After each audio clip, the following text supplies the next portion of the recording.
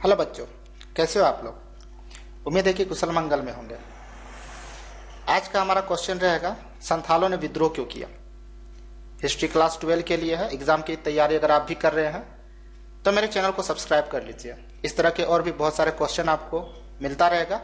याद करने की कोई जरूरत नहीं है, आप वीडियो में सुन सुन करके भी चीजों को याद रख सकते हैं और एग्जाम में लिख सकते हैं। इस प्रश्न का हम लोग आंसर कुछ इस प्रकार से करेंगे कि संथालों ने विद्रोह कई कारणों से किया, कोई एक कारण नहीं था। यानी संथालों के विद्रोह करने के कई कारण थे। इनमें से कुछ कारण निम्नलिखित है, या फिर इनमें से कुछ प्रमुख कारण निम्नलिखित है, और फिर जाकर के हम लोग कुछ पॉइंट बनाएंगे। जैसे कि मैंने यहाँ पे पहला पॉइंट लिया है, देख लीजिए। ब्रिटिश शासन के तहत बढ़ता शोषण, यानी जो ब्रिटिश लोग जो शासन कर रहे थे, इन लोगों ने संथालों का शोषण करना आरंभ कर दिया। तो यह पहला पॉइंट हमारा रहेगा। यह पॉइंट इंपॉर्टेंट है। उसके बाद आप अपने से इसको कुछ भी बना करके लिख सकते हैं। जैसे कि मैंने यहाँ पे लिखा है कि संथाल लोग मुख्य रूप से कृषि पर निर्भर थे। ये लोग खेती करते थे। ब्रिटिश शासन या ब्रिटिश शासकों ने संथालों पर कई तरह के कर लगाए। पहला आप ये बात बताएंगे कि ब्रिटिश जो शासक थे या ब्रिटिश शासन के तहत संथालों पर कई तरह के कर लगा दिए गए, जिनका भुगतान करना उनके लिए कठिन हो गया। यानी कि संथाल लोग भुगतान नहीं कर पा रहे थे, बहुत ज्यादा ही कर लगा दिया गया था, इसलिए लोग भुगतान नहीं कर पा रहे थे। इसके अलावा ब्रिटिश शासन ने संथालों के भूमि अधिकारों को भी सीमित कर दिया था।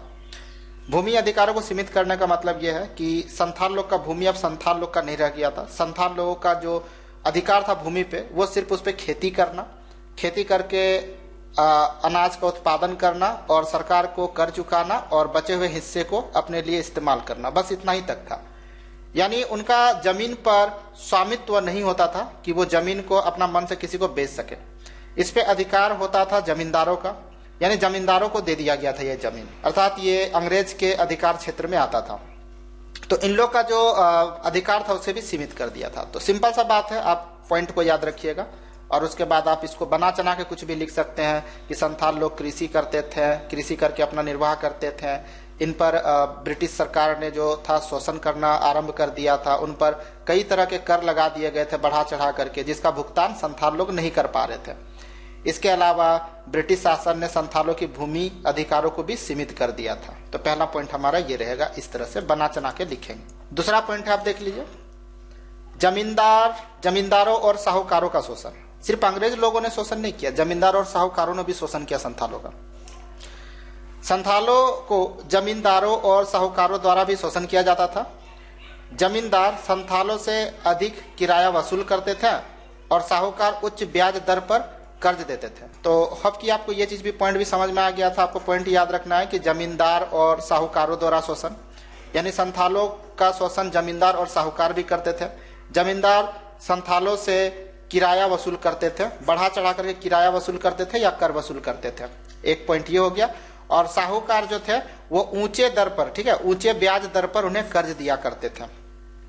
कहने का अर्थ यह है कि जमींदार तो किराया वसूल कर ही रहे हैं। अब जब कभी कभी ऐसा होता था कि संथालों के पास जो था कर चुकाने के लिए धन राशि नहीं हुआ करता था, तो वे लोग उधार लेते थे साहूकार से या जमींदार से। ज्यादातर साहूकार से लेते थे। तो साहूकार जो थे बहुत ज्यादा ही ब्याज दर पर उन लोग को कर्ज देते थे, जिससे कि वे लोग कर्ज को चुका नहीं पाते थे और बाद में ये लोग उसके जमीन पर जो थे अधिकार जताना चालू कर देते थे। होप कि आपको ये पॉइंट भी समझ में आ गया था। पहले बता दे रहा, पॉइंट को आप याद रखेंगे और उसके बाद अपना तरीका से बढ़ा चढ़ा करके आप जैसे भी है बना चना के उसको लिख दीजिएगा। एक पॉइंट हम लोग ये लेंगे, सामाजिक और धार्मिक उत्पीड़न। यानी संथालियों को जो था, संथालों को विभिन्न प्रकार के उत्पीड़न भी दिया जाता था समाज में। देखिए क्या होता था कि ब्रिटिश शासन ने संथालों के सामाजिक और धार्मिक रीति रिवाजों को भी प्रभावित किया था। उदाहरण के लिए ब्रिटिश सरकार ने संथालों को शराब पीने और मांस खाने से रोकने का प्रयास किया।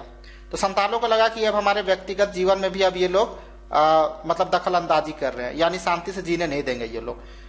तो ये 3 कारण आप इस तरह से कुछ लिखिएगा, ठीक है। और बहुत ही इजी पॉइंट है ये, आपको ज्यादा इसमें याद रखने की जरूरत नहीं है। लास्ट वाला पॉइंट बहुत ही इंपॉर्टेंट है, उसके बाद अंत में आप जरूर बताइएगा कि इन कारणों से संथाल लोगों में विद्रोह की भावना बढ़ गई और अंततः 30 जून 1855 को, यह डेट भी याद रखिएगा, एमसीक्यू में पूछा जाता है। 30 जून 1855 को सिद्धू और कान्हू मुर्मू ने लगभग 60,000 संथालों को इकट्ठा किया और ब्रिटिश शासन के खिलाफ विद्रोह की घोषणा की। विद्रोहियों ने कई गांवों में जमींदारों, साहूकारों और उनके रिश्तेदारों को मार डाला। विद्रोह ने ब्रिटिश शासन को हिला करके रख दिया। इसके आगे और नहीं लिखना है, इतना लंबा काफी है। ठीक है, लास्ट वाला बहुत इंपॉर्टेंट है, इसको आप जरूर लिखिएगा कि ऊपर इन सब कारणों से संथालों ने विद्रोह कर दिया। ठीक है, और विद्रोह कब हुआ था? 30 जून 1855 को। संथाल विद्रोह पूछा जाता है कि संथाल विद्रोह कब हुआ था। इसका जो प्रमुख नेता था वो कौन था? सिद्धू कान्हू मुर्मू। ठीक है, दोनों भाई थे ये लोग। तो 60,000 संथालों को इकट्ठा करके इन लोगों ने क्या किया? तो जमींदार और साहूकारों के खिलाफ इन लोग विद्रोह कर दिया और इन लोग के घरों में हमला किया। हमला करके इन लोग को मार डाला। इसके रिश्तेदार जो थे उनके घरों में भी हमला हुआ। गांव में जो इन लोग के महल होते थे या घर होते थे वहां पे आग लगा दिया गया। दस्तावेजों को जला दिया गया। जो हाथ लगे जमींदार या साहूकार उनको मौत के घात उतार दिया गया। बाकी लोग यहाँ से बच करके भाग गए। तो यह था आपका संथालों ने विद्रोह क्यों किया था। बहुत इंपॉर्टेंट क्वेश्चन है। इस तरह के और भी क्वेश्चन के लिए चैनल को जरूर सब्सक्राइब कर लीजिएगा जय पाठशाला को। फिर से मिलते हैं नए वीडियो के साथ। धन्यवाद। जय हिंद, जय भारत।